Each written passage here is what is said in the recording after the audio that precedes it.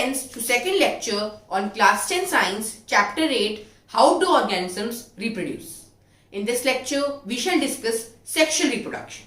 So let's start without any delay. Sexual reproduction is the type of reproduction in which two parents are involved and it involves fusion of gametes. Let's see few advantages of sexual reproduction over asexual reproduction. So sexual reproduction results in variation.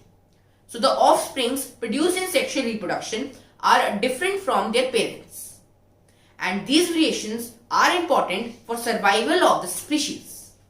Now before we learn about sexual reproduction in animals and human beings, let's start by learning the sexual reproduction in flowering plants.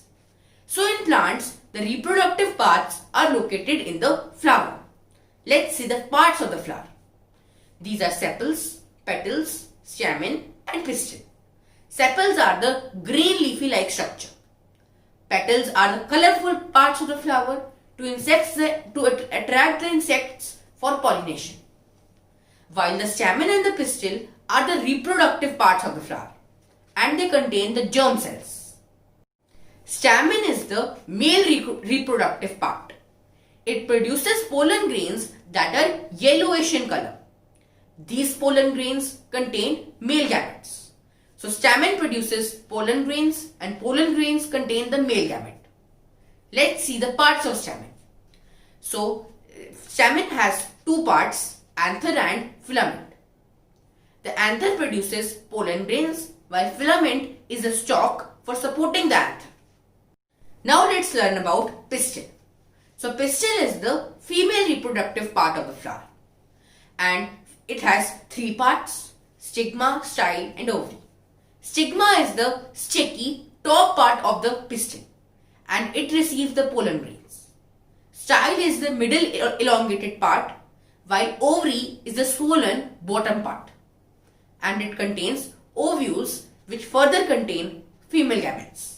So ovary has ovules, ovules have female gametes. After learning about the different parts of the flowers and their functions, let's see the steps of reproduction in flowering plants. These are pollination, followed by fertilization, followed by seed formation and finally germination. So let's study. First, pollination. So the transfer of pollen grains from the stamen to the stigma is called pollination. It has many agents such as wind, water and animals. So all these things that are wind, water and animals help in pollination. And there are two types of pollination: self-pollination and cross-pollination. In self-pollination, it is the transfer of pollen in the same flower.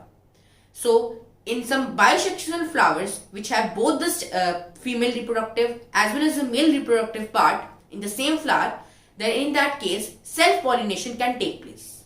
So pollen transfers from the stamen of the same flower to the stigma of the same flower.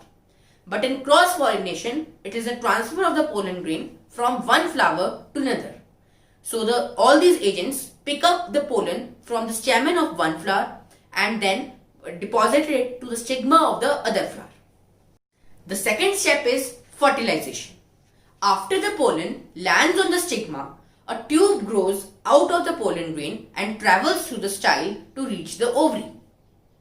The male gamete produced by the pollen grains fuses with the female gametes present in the ovule. This fusion of the male and the female gamete is called fertilization. The zygote is formed after the fusion of gametes.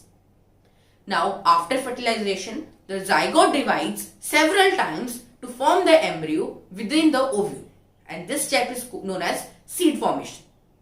The ovule is converted into the seed and it develops a very hard coat around it, while the ovary ripens to form a fruit.